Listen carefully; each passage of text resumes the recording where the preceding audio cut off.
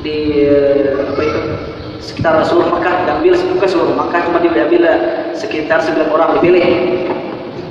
Jadi dites selalu antara 9 orang itu. Alhamdulillah orang terpilih yang membaca pertama pembukaan multakanya haflahnya. Yang kedua kawan, ketiga kawan juga. Jadi kita bertiga. Jadi yang lain-lainnya antara membaca antara kada. Nah, mbak itu share videonya itu diberi kawan. Padahal hari itu 12 Ramadan haflahnya. Videonya sampai lawan tanggal 18 Ramadan. Nah, habis itu share tanggal 20 atau 21 hanya mulai viral. Jadi ulun itu merasa ada kabar berita itu ada 2. Ada sebuting yaitu Ustaz Nur Hidayatullah yang bertakun tentang video ini, ulun beri keterangan gara-gara apa masalah ini sebenarnya jelas. Ada yang sebuting lagi yang saya lagi itu kadang-kadang apa-apa, mungkin memang ini tahiman, tapi langsung mengadakan menulis itu salah. Jadi misalkan itu seleksi jadi imam Masjidil Haram. Pertama ulun baca ulun tahu aja ini biasa aja ulun, tapi sekali kuring jam 7 pagi ada telepon. Mulai lihat dengan bapak dia. Maka itu 10 terakhir Ramadan. Kita kan habis iktikaf. Kita tuh bilang susah, bilang sakit, tapi bilang sakit, lapar, capek. 3 kali kuring. Berapa kali? 5 kali, 10 kali mulai pun balas. Itu abang menanya pun. Ujar abah. Dia bagi bapak di sosmed. Ada apa-apa ya? Memang kuring betul bapak. Karena sekarang ada telepon balas, tinggi kan? Kalau nanti ada telepon, belum balas lagi, belum balas beda, belum balas pulang. Tersidin itu kajian ijtihad atau ada yang kita apa mas'ul. Langsung gitu kayak bupati berapa yang bertakun apa ini benar apa tidak? Langsung telepon, kasih. Apakah ini benar ceritanya kalau kamu jadi imam Masjidil Haram? Enggak juga, enggak ada apa-apa. Bukan saya di Masjidil Haram, masjid luar biasa, alhamdulillah. Begitu Jarsidin besok Pak Lukman Hakim mau ketemu sama kamu, bisa? Belum kan tahu Pak Lukman Hakim itu siapa? Pertama awal-awalnya, jadi ini orang punya tak berani, orang masuk pusing juga. Memang Pak Lukman Hakim itu siapa? Jadi antar besok ketemu, tahu insya Allah. Ya Pak siap. Nanti masa merasa apa juga aku pikir-pikir itu siapa Pak Lukman Hakim itu? Telepon bahasa kata, bah. Pak Lukman Hakim itu siapa? Itu menteri agama, Pak. Di bahasa terkubang. Halo, assalamualaikum Pak. Ya insya Allah saya besok hadir. Saya bertemu di sini, alhamdulillah. Sini baik aja Pak Lukman Hakim. Memang sebelum Pak Lukman Hakim ada Ustaz, namanya Bu Syekh Abdul Rahim Jamaluddin. Mungkin tahu Abdul Rahim Jamaluddin Banjar. Sini itu ahli fikih, orang Banjar, ahli fikih. Jadi sini 64. Kalau seorang direndahi orang ngalih. Memang sini 4 alhamdulillah sampai ke situ tidak pernah apa-apa, malah bobanya himong pada gambar-gambar. Nah, di situ hanya pertama orang gambar orang selfie segala gambar berduaan, bertigaan, bapak. Dia hanya sadar dan itu mungkin hanya biasa, belum tahu lagi. Tentang kita melawan Pak Lukman Hakim, alhamdulillah sini bertakun tentang kebenarannya atau kesalahan di Imam Masjidil Haram. Masjidil Haram itu kayak ulun ini kada bisa jadi imam di Masjidil Haram kecuali satu kun fayakun. Bila doa kalian terkabul, sama jadi Imam Masjidil Haram. Kenapa ada? Jadi Imam Masjidil Haram itu harus WNA satu. Alhamdulillah ulun WNI. Ulun bangga lawan Indonesia. Negeri saya dari negeri seorang. Darah ayat. Jadi orang itu alhamdulillah bahagia orang Indonesia. Memang kita mengambil ilmu di Makkah. Alhamdulillah ada Quran, ada sebagai motivasi sedikit. Nah, kalau seorang itu alhamdulillah diberi Allah Subhanahu wa taala Al-Qur'an, jangan balik kita mengajar di Makkah, kalau kita balik ke benua ajarin yang mereka bisa-bisa.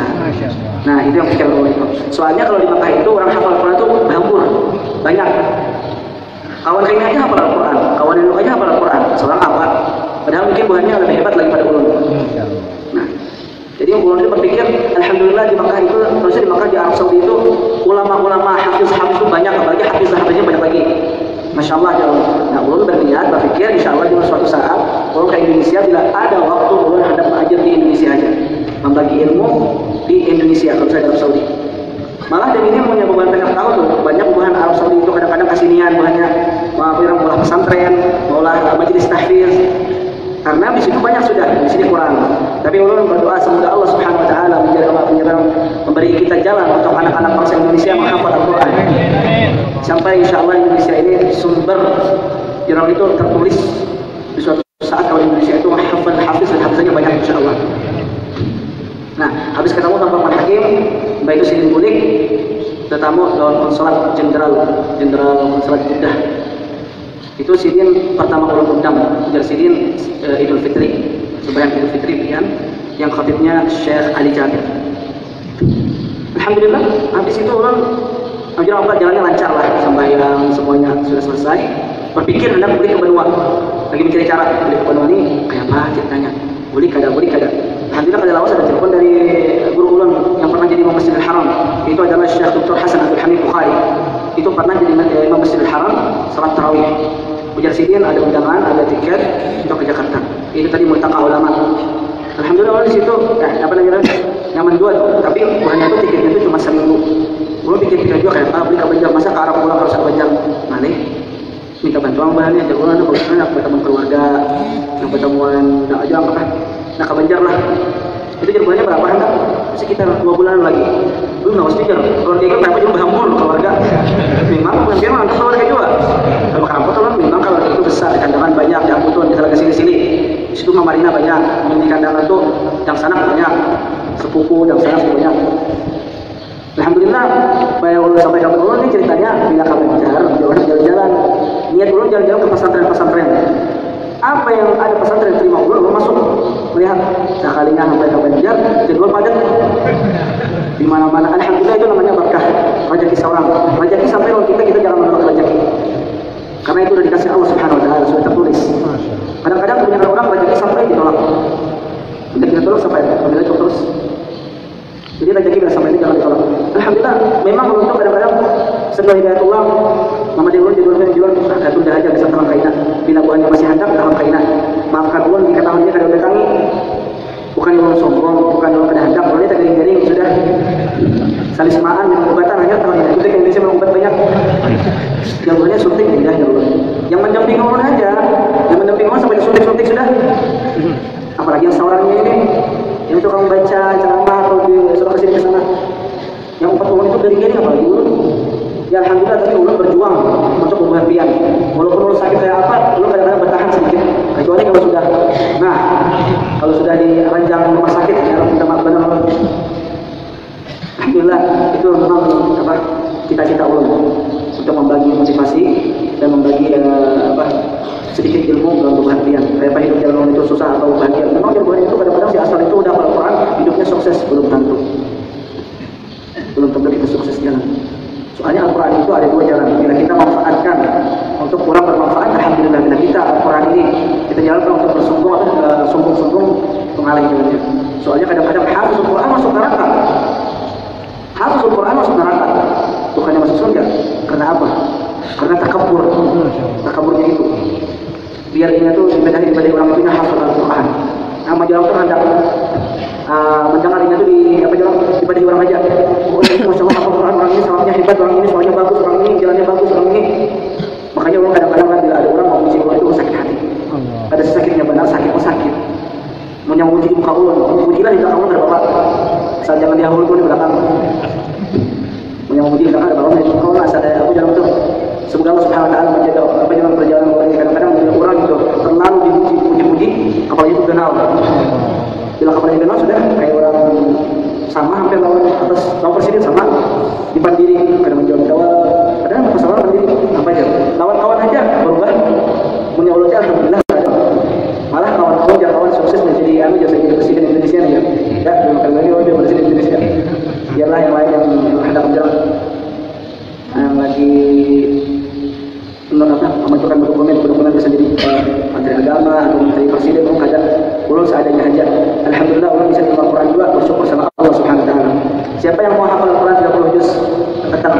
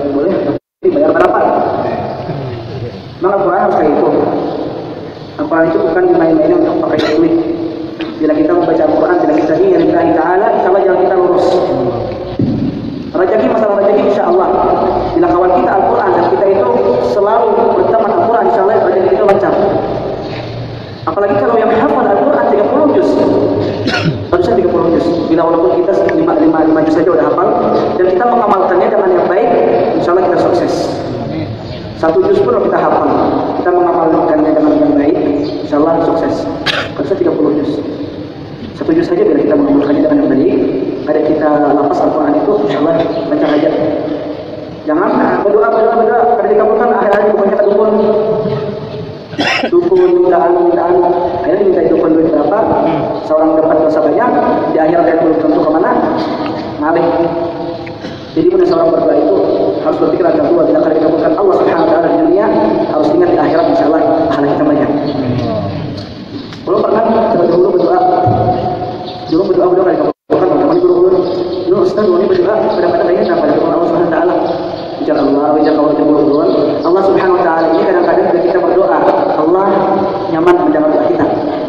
Jadi kadang-kadang berbeda kita berdoa sebulan, beberapa bulan, bertahun, suatu saat dikabulkan insya Allah. Bila kalian dikabulkan di dunia, di akhirat pahala kita seperti gunung. Jadi kita walaupun kita berdoa berbuat jahat atau berbuat salah di dunia, kita tahu insya Allah pahala itu bakalan menuntut kita, menghapus semua dosa. Doa itu adalah senjata tanpa peluru. Hati-hati jangan bermain lawan doa. Apalagi seorang abah lawan mama bila mendoakan anak itu yang baik, punya kawan, walaupun anak kita durhaka, saring apa, tetap kita itu berdoa yang baik. Semoga Allah Subhanahu Wa Taala mengabulkan doa kita dan anak kita jadi yang baik. Soalnya Allah karena kenapa di kisah ini pernah di Arab itu ada seorang wani memukul mamanya, wani pakai abahnya, habis dia mamanya Allah, semoga anak ini jadi hukum. Soalnya hukum jualan masuk kolam berenang, tapi belum jadi kolam berenang, balanya hak lupa, kumpul. Itu pada meninggal. Nah itu doa mama, obatnya ngalih. Jadi hati-hati yang anak-anak juga bila kita lawan mama abah itu harus yang baik. Ma doakan mereka ini ma tidak hendak berjalan kemana-mana ke pesantren. Ma doakan sepuluh berkah. Biar dari Allah Subhanahu Wa Taala berkah. Apalagi ma doakan menjadi anak hafal Al-Quran. Ma doakan Allah biar Allah Subhanahu Wa Taala memberi jalan yang baik. Semoga Allah mengabulkan jadi sama jadi anak yang baik. Anak-anak yang latihan di sini, semoga semua anak yang muda atau yang muda, insya Allah jadi anak yang saleh. Amin. Kalau binian, insya Allah salehah. Amin. Apalagi kalau anak-anak pesantren, insya Allah teman, itu insya Allah yakin jadi anak yang saleh, insya Allah. Itu yang mau sampaikan sedikit. Deminya memberi motivasi atau bukan motivasi tapi tausiah untuk yang hendak menghafal Al-Quran atau sudah menghafal Al-Quran. Tapi bacanya bahasa Arab, sidin menerjemahkannya. Semoga paham semuanya. Jadi yang paham bahasa Arab, alhamdulillah yang paham terjemahnya ada insya Allah. Maafkan Allah. Bismillahirrahmanirrahim. Alhamdulillahirabbil alamin wassalatu wassalamu ala sayyidina wa nabiyyina wa habibina Muhammadin sallallahu alaihi wasallam. أولا تضرع إلى الله سبحانه وتعالى وأكثر من الدعاء بأن يعينك على حفظ القرآن. Hadirin hadirat yang dimuliakan Allah Subhanahu wa taala. Nasihat pertama yang beliau sampaikan hendaklah mendekatkan diri kepada Allah Subhanahu wa taala dan memperbanyak doa. Doa memohon pertolongan kepada Allah agar bisa dimudahkan untuk menghafal Al-Qur'anul Karim. ثانيا اجعل لك وردا يوميا تتلو فيه القرآن وحبذا ألا يقل عن جزء في اليوم. Nasihat kedua yang beliau sampaikan adalah jadikanlah Al-Quran itu sebagai zikir harian kita. Kendati membaca Al-Quran itu tidak kurang daripada 1 juz dalam sehari.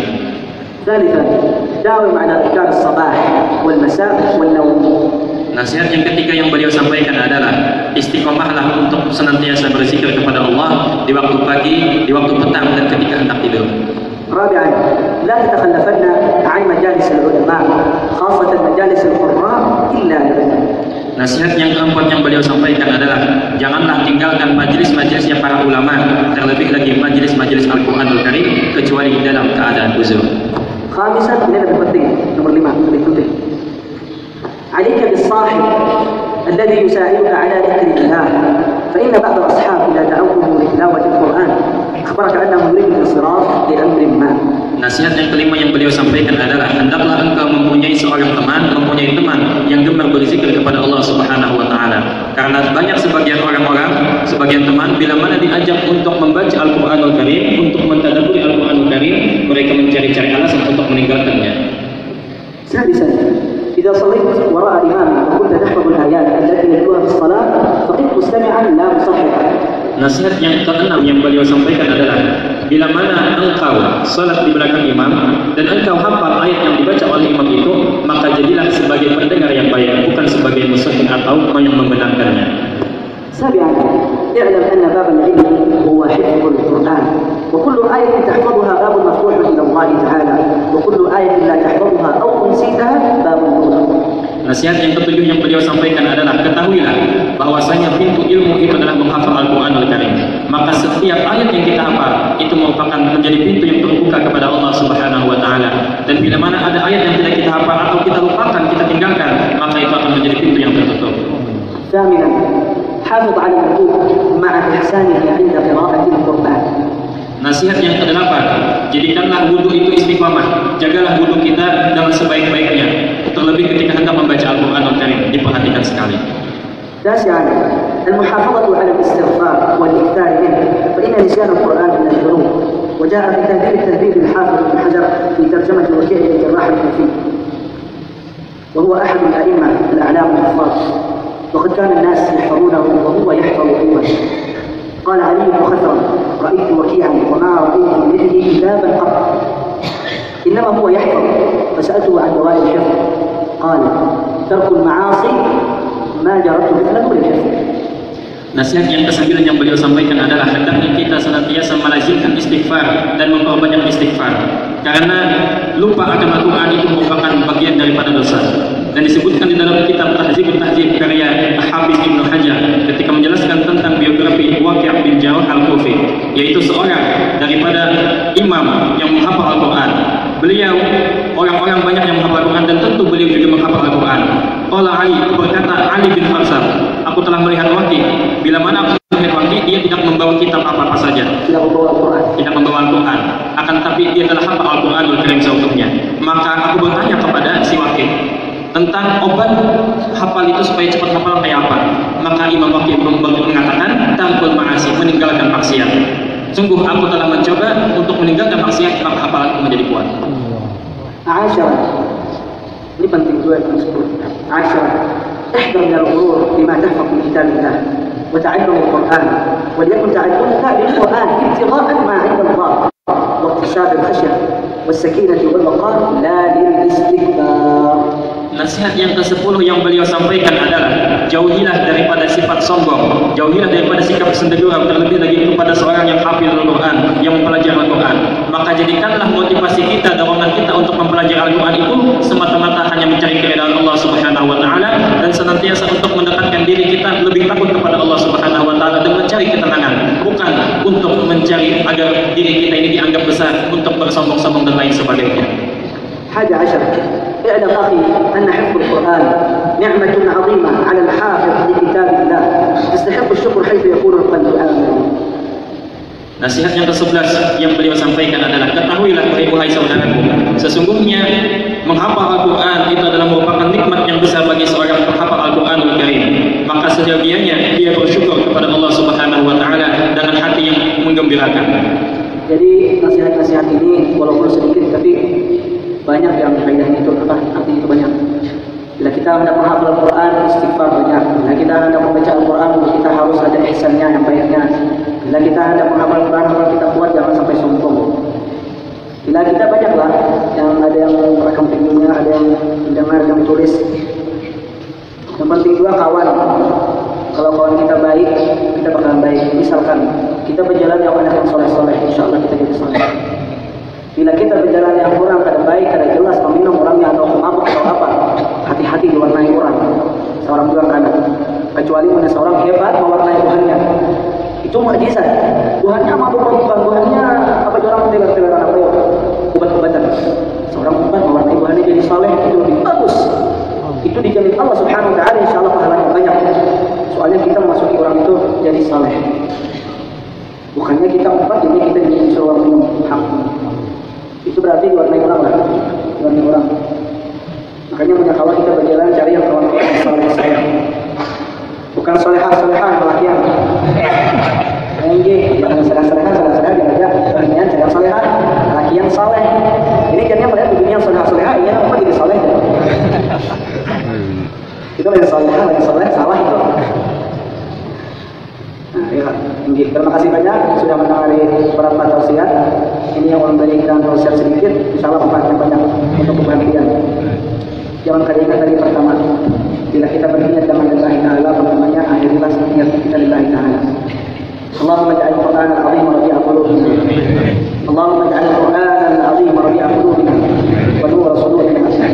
أحزاننا وذهاب همومنا وغمومنا. أسأل الله سبحانه وتعالى أن يجمعنا في جناته كما جمعنا في هذا المسجد المبارك بقرب نبينا محمد صلى الله عليه وسلم. آمين يا رب العالمين. ربنا آتنا في الدنيا حسنة وفي الآخرة حسنة وقنا عذاب النار. سبحان ربك رب العزة عما يصفون وسلام على المرسلين وآخر